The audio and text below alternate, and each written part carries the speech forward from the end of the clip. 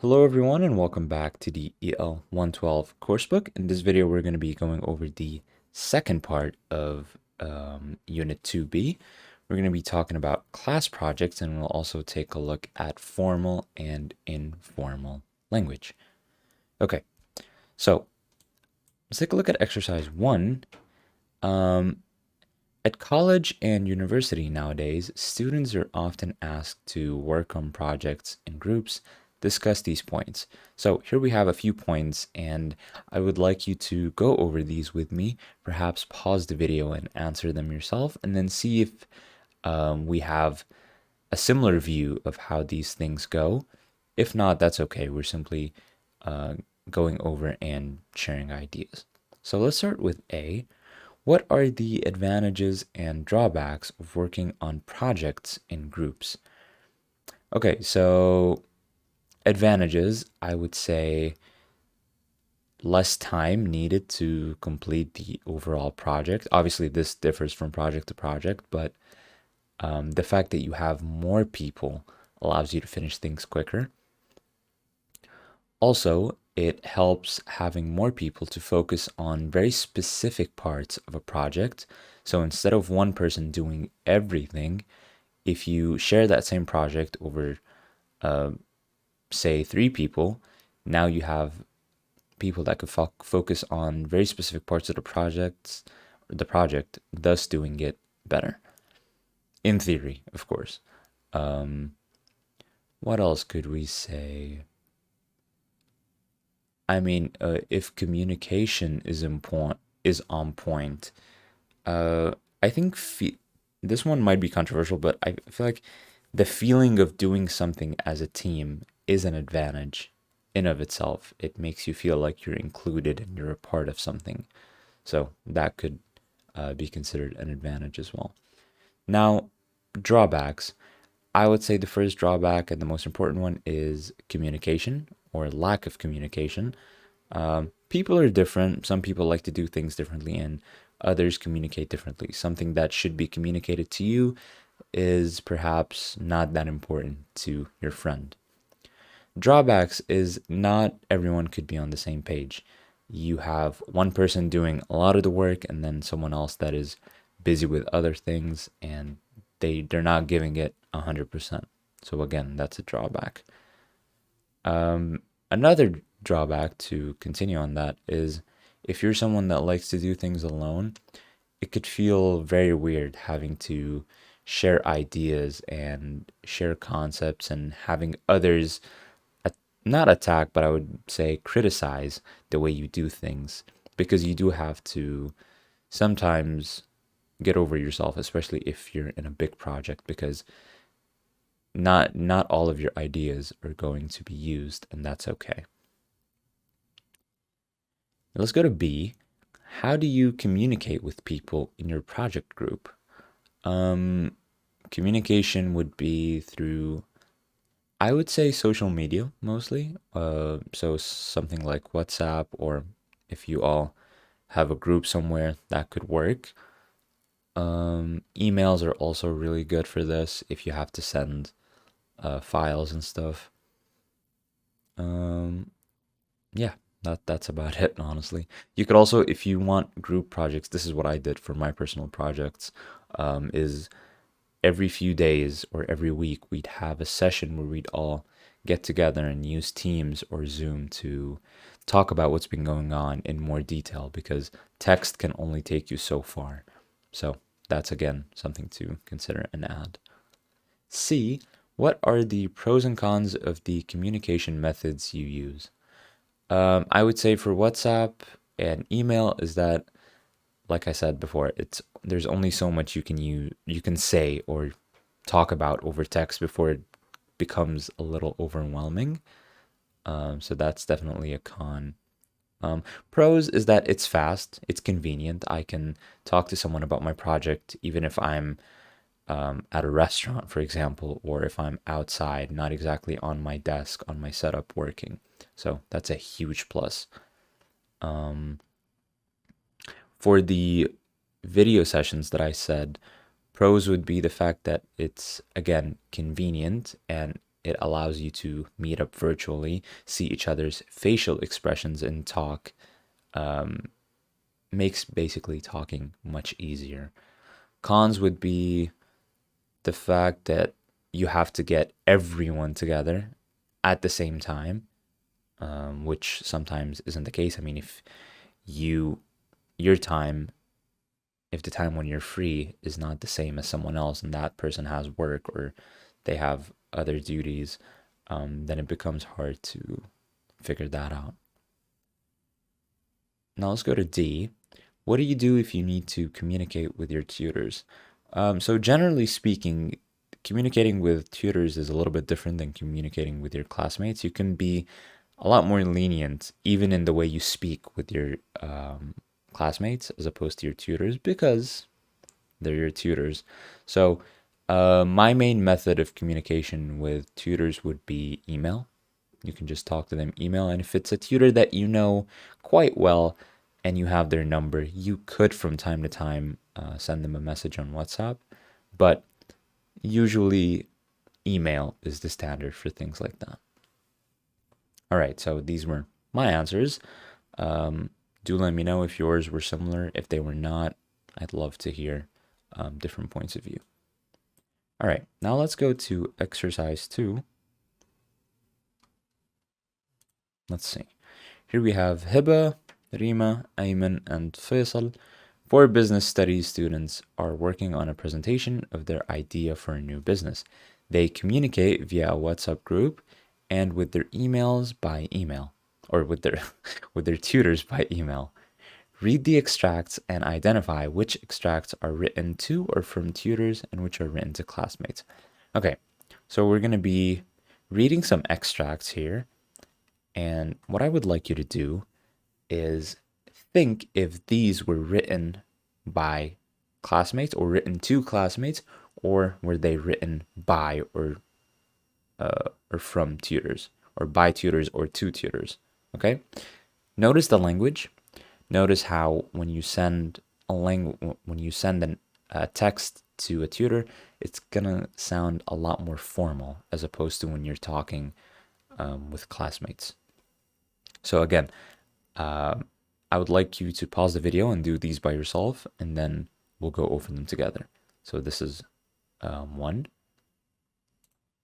This is 2. This is 3. And this is 4. You can pause the video for each one and complete them, and then check your answers with me. All right, so let's go over these together. Hey guys, check out this article. This might be helpful, especially for your part, Hiba. This is clearly to classmates. What gave it away? He's using esp as slang for especially. Hey guys, multiple people, and obviously the word Hiba, the name. So classmates for sure. B. Anyway, I'm sorry. I'll have to round this off tomorrow because I can't keep my eyes open. And then the emoji. Hope I'm not holding us back too much. This is again to classmates. This is not something that you send to a tutor, and especially not with emojis. So to classmates. C. How are you getting on? I've been editing stuff most of the night. Another emoji. I'm still missing your part and Rima's. This is again obviously to classmates. We saw the name Rima and the emoji. I was wondering what the initial meeting is supposed to take place. Is it before the text or before the next academic year begins? If so, I would be available anytime in August if that would suit you. This is to or from tutors.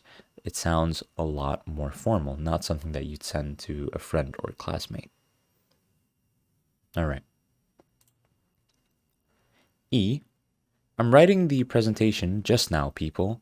Hiba and Faisal, how are you guys getting on? Don't worry, your points don't need to be too long, about 300 to 350 words, as I think we will more than cover the 15 minutes. This is, again, talking to classmates. Hiba and Faisal were mentioned, and they were talking about them doing work with each other. So this is clearly to classmates. F. It may take me a while to research stuff as I also have a project for Monday, but I'll get my part in by Tuesday evening at the latest. That is correct. This is for classmates as well. You can see the emoji and you can see that person is talking about submitting their project. So this is the classmates. It seems very informal, if you will. G, I've been feeling ill since I woke up this morning, but hoped that I would get better in time for the seminar. Unfortunately, this has not been the case. In fact, I have just taken my temperature and I seem to have a fever. Under the circumstances, I think it would be better if I didn't come to the seminar.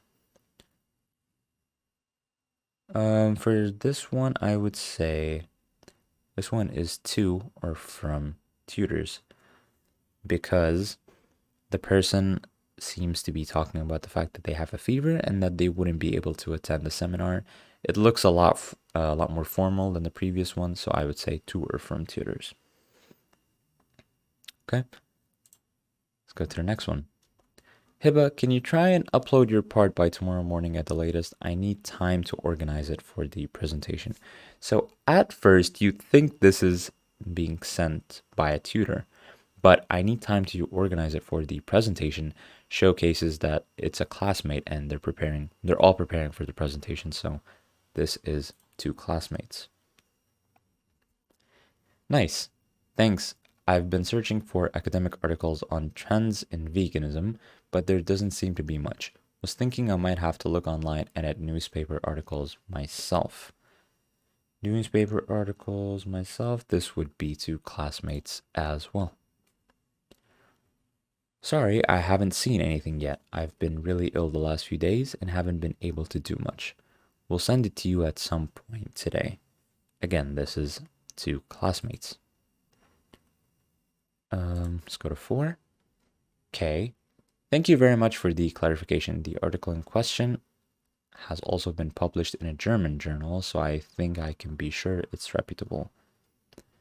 This is someone that was asking for clarification from a tutor and then later got it, so to or from tutors. L, that's fine. Thanks for the message. Come along on either Tuesday 4th, 11/1 or Tuesday 11th, 11/1, and we can have a meeting.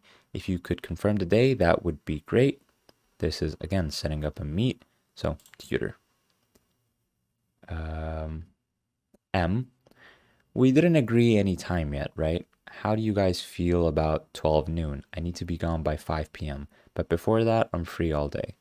And would probs prefer to meet before 12, just so we have enough time to make adjustments, but it's up to you. This is obviously classmates. The word probs is not something you would use in an email or informal language. And then obviously the word, where is it? Here you go.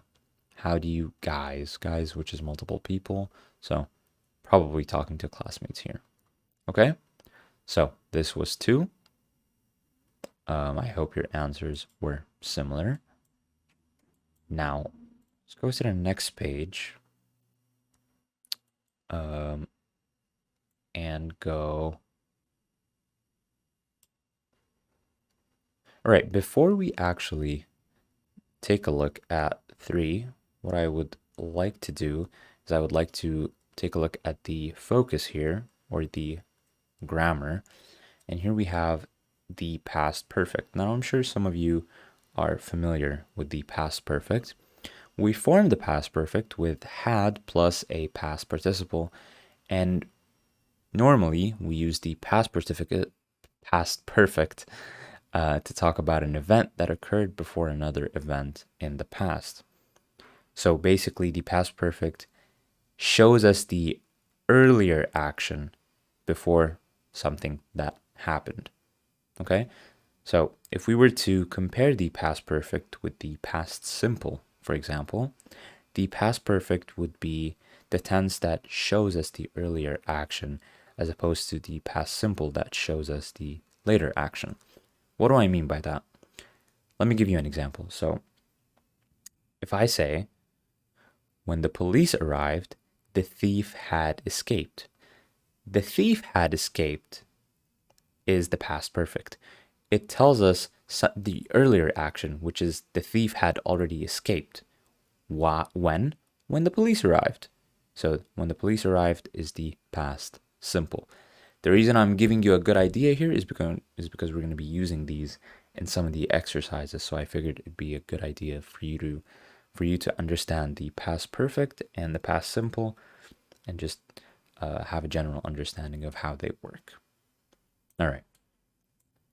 Let's go to exercise 3. Let's see here. Read the messages into again. All right. Choose the correct verb in the sentences about the messages A and M. All right.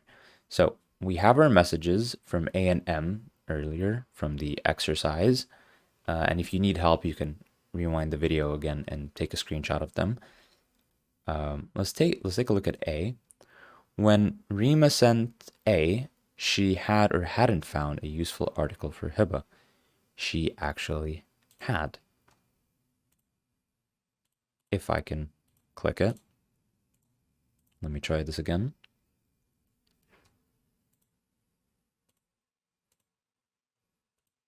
Okay, so this is not working for some reason. So what I'm going to do is I'm going to open Notepad so that we don't waste time. So for 1, I'd say when Rima sent A, she, number 1 is had, found a useful article for Hiba. B, Faisal had or hadn't worked most of the night before he sent C. If you guys remember, Faisal actually had as well worked most of the night before he sent C.